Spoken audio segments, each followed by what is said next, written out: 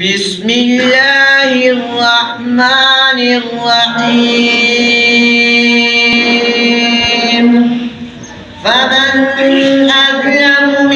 ممن كذب على الله وكذب بالصدق إذ جاءه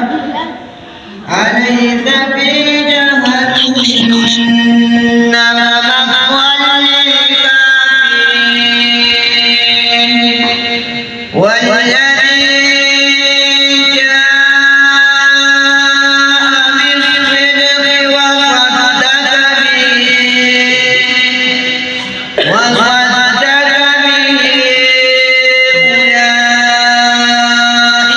هم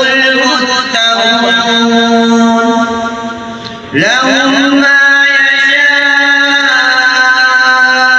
يشاءون عند ربهم ذلك جزاء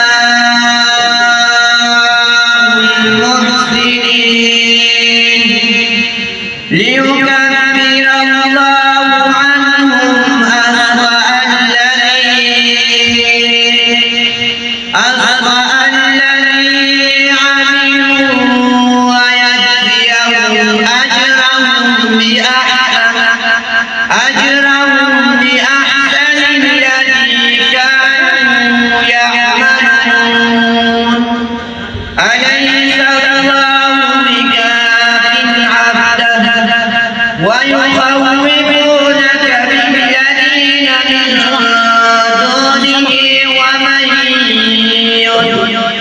ومن يضلل الله فما له من هاد صدق